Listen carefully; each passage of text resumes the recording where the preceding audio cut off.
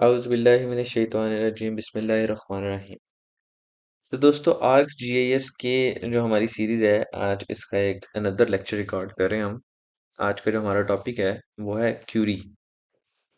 Curie arc GIS में क्या चीज़ होती है? क्यूरी को समझने के लिए हमें थोड़ी सी डेफिनेशन इसकी समझनी पड़ेगी। मिसाल के तौर पे, अगर यहाँ पे आप एक्सेल में यहाँ पे आप कुछ डाटा एंटर करते हैं, नेम, उसके बाद आप यहाँ पे टाइप, और आप उसके बाद कार्स, उसके बाद यहाँ पे लिखते हैं मॉडल्स। ठीक है। उसके बाद आप यहाँ पे लिखते हैं कलर। ठीक है।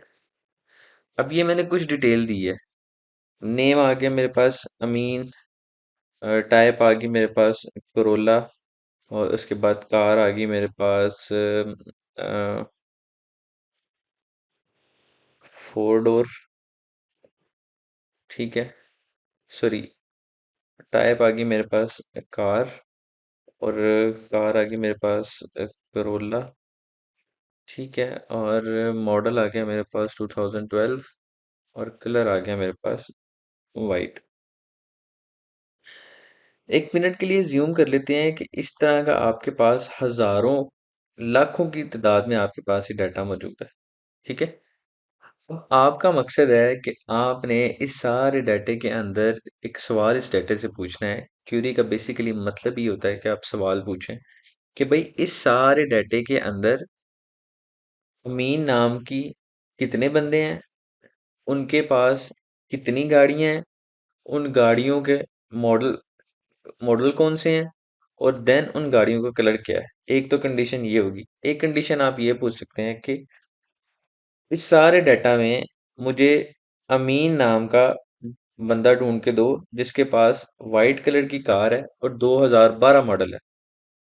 तो जो फिल्टर आपने लगाया होगा, जो क्वेरी आपने लगाई होगी, वो आपकी क्वेरी उस इंफॉर्मेशन के अंदर से आपकी रिक्वायरमेंट को एक्सट्रैक्ट करेगी और आपको वो ला के दिखा देगी कि भाई ये आपकी क्वेरी थी, आपने इस क्वेरी के मुताबिक मुझसे ये सवाल पूछा है, ये आपका इंफॉर्मेशन है, ये लें आपका इंफॉर्मेशन।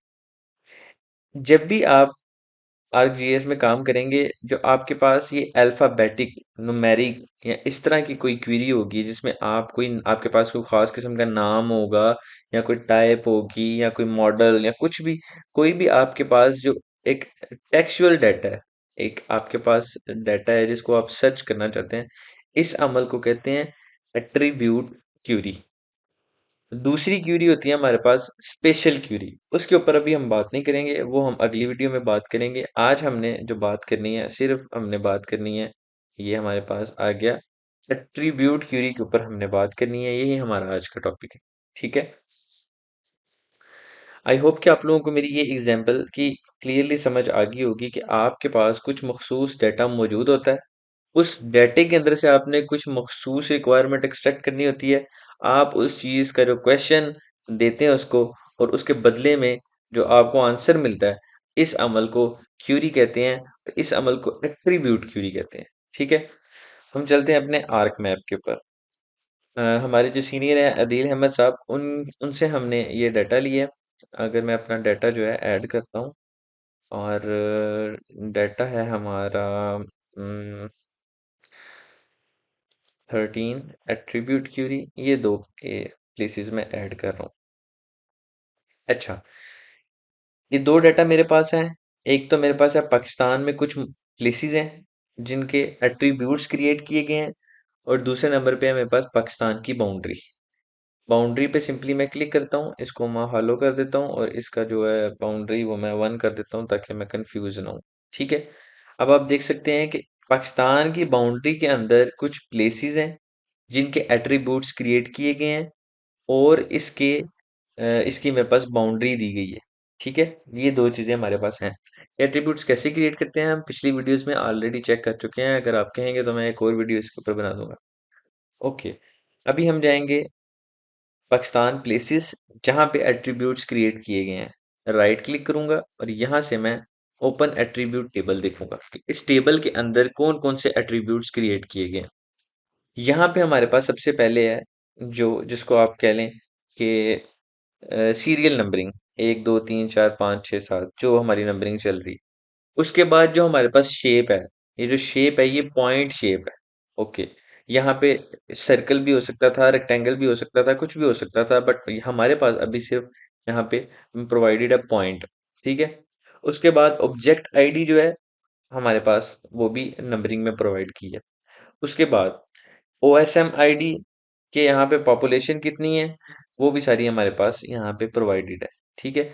उसके बाद हमारे पास यहाँ पे शहरों के नाम प्रोवाइडेड है कि रावलपिंडी है, कराची है, उसके बाद जम्मू है, किश्तवाड़ है, और काफ़ी हमारे पास नाम यहाँ पे प्रोवाइडेड है, जो भी पाकिस्तान के अंदर नाम है। अगर लेट्स से मैं इस पे सिलेक्ट करता हूँ, तो आपको ये मैं अपनी विंडो मूव करता हूँ, तो ये देखें, ये नाम उसने सिलेक्ट कर लिया। अगर मैं इस पे जाता हूँ, तो उसने ये वाला नाम सिलेक्ट कर लिया। मतलब इसके अंदर जितना भी डाटा है वो यहाँ पे एट्रीब्यूट्स के अंदर उसने दिया हुआ है। उसके बाद उसने हमें बताया हुआ है कि ये आपकी टाइप है, आपका ये कंट्री है, स्टेट है, उसके बाद आपका अगर ये विलेज है, टाउन है, कुछ भी है, सिटी है, और ये आपके पास पॉपुलेशन उसने दी हुई है। ठीक है। अब हमने ही इसको डिसेलेक्ट करते हैं यहाँ से। ओके, अब हमारे पास क्यूरी क्या है। अब मैं ये चाहता हूँ कि पाकिस्तान के अंदर कितने विलेजेस हैं, मैं देखना चाहता हूँ इस मैप के अंदर जो डाटा हमारे पास शोन है उसमें कितने विलेजेस हैं, सिर्फ वो मुझे शो हो, बाकी कोई चीज शो मैं नहीं करना चाहता। ये मेरी एक क्यूरी है, ये मेरी एक डिमांड है इस डाटे के ऊपर। अब ये मैंने क्यूरी अप्लाई करनी है। अब क्यूरी अप्लाई करने के दो तरीके हैं। सबसे पहले हम मेथड वन पे जाएंगे।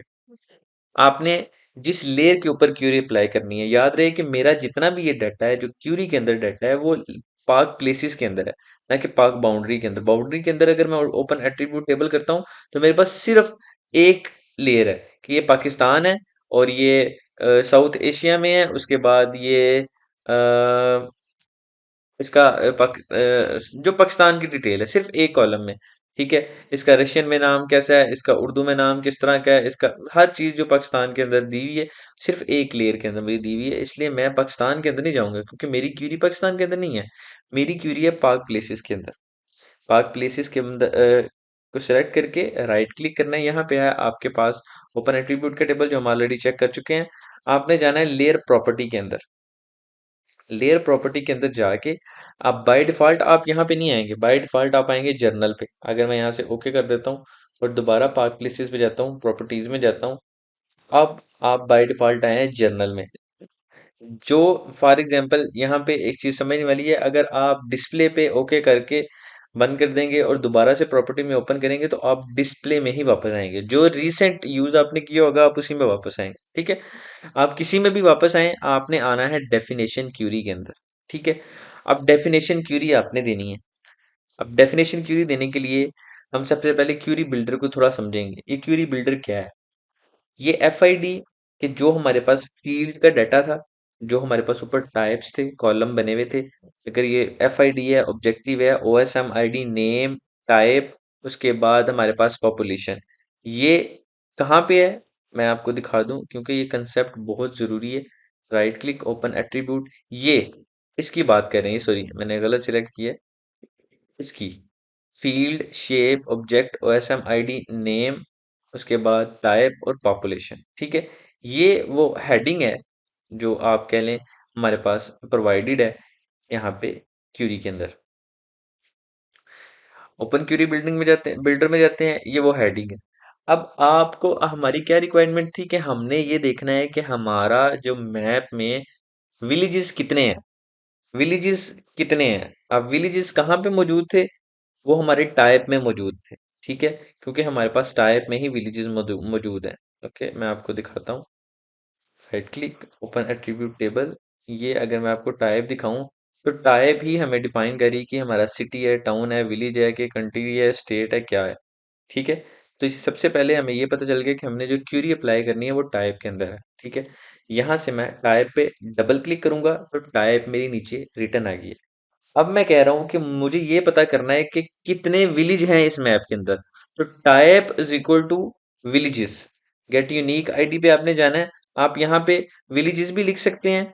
ठीक है, कॉमा के साथ, वरना आप इसकी गेट यूनिक वैल्यूज के अंदर जाके भी डबल क्लिक कर सकते हैं विलेज के अंदर। ठीक है। अब ये जो लैंग्वेज है, इस लैंग्वेज को समझने के लिए हमें थोड़ा टाइम लगेगा। आहिस्ता आहिस्ता जैसे जैसे वीडियोस बनती जाएंगी आपको इसकी समझ आएगी।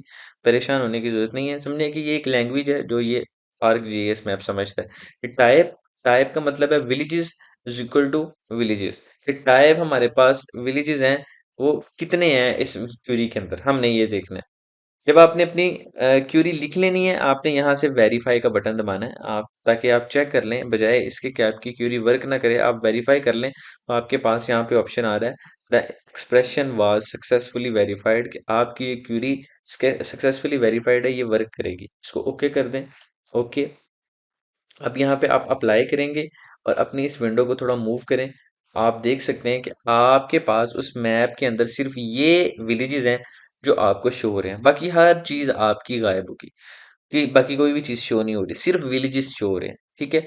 अगर मैं देखना चाहूँ कि ओके विलेजेस तो मुझे पता चल गए, अब मैं देखना चाहता हूँ कि मेरे पास यहाँ पे टाउन कितने हैं। ठीक है, आप गेट यूनिक वैल्यू पे जाएं।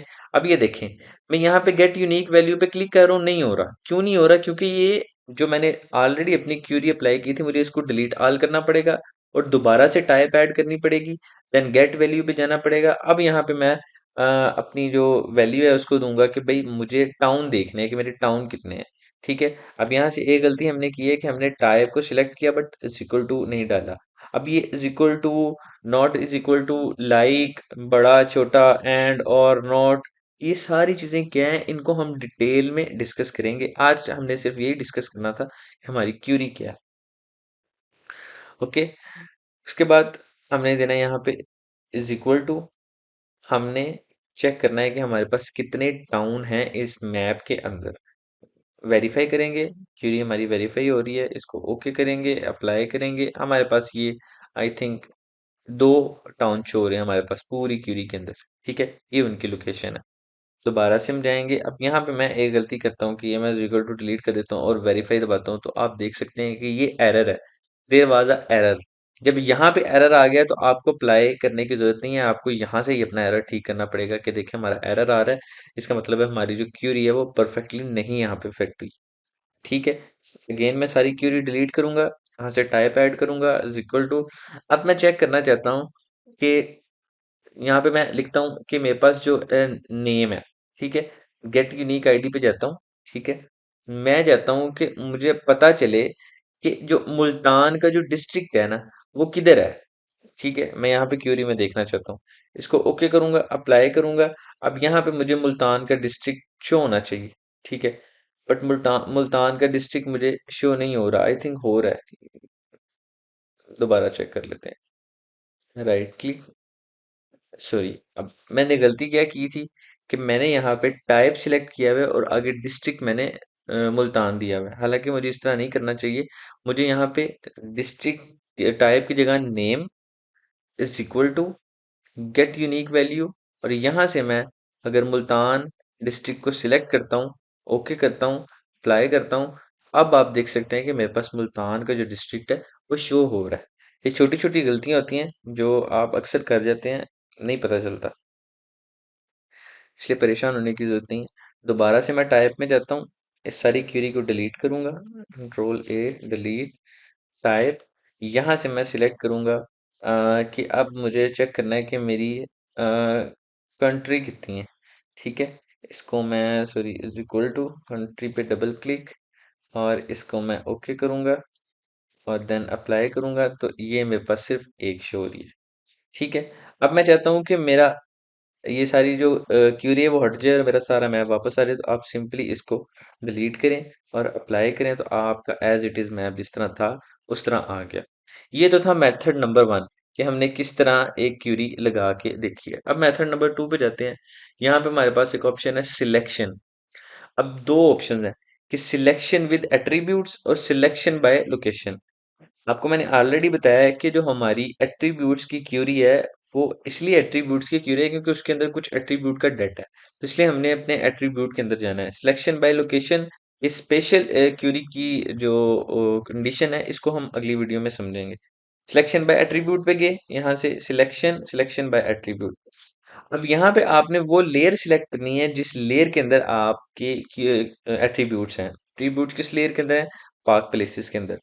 उसके बाद लेट्स से कि आपने अगर यहाँ पे कोई सिलेक्शन की हुई है तो आप यहाँ से इस सिलेक्शन को क्रिएट, कोई न्यू सिलेक्शन करना चाहते हैं तो आप यहाँ से क्रिएट न्यू सिलेक्शन कर सकते हैं।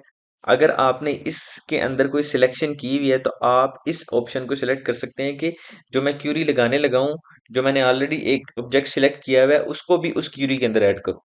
अगर आपने कोई ऑब्जेक्ट सिलेक्ट किया हुआ है तो आप मतलब फॉर एग्जांपल आपको पता है कि मेरी क्यूरी इसके अंदर आएगी, तो आपने ऑलरेडी उस ऑब्जेक्ट को सिलेक्ट कर लिया और आप चाह रहे हो कि जो मैं क्यूरी लगा रहा हूँ उसके अंदर से इस ऑब्जेक्ट को डिलीट कर दो।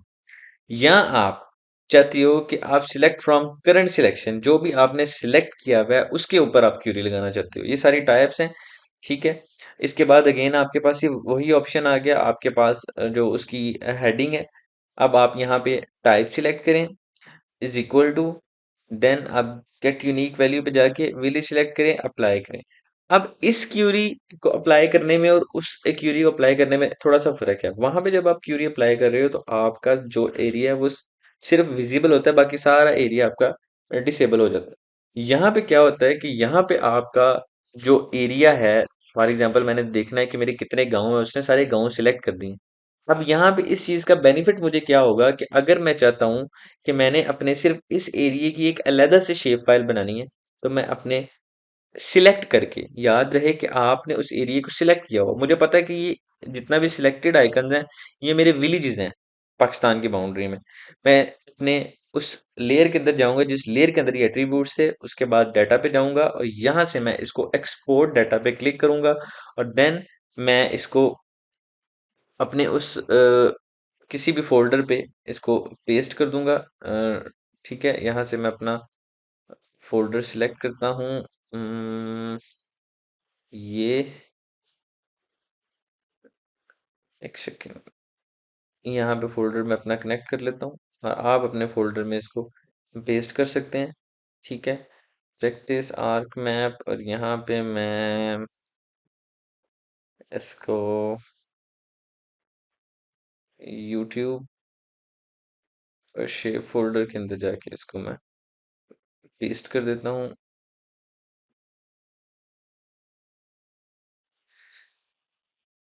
हाँ,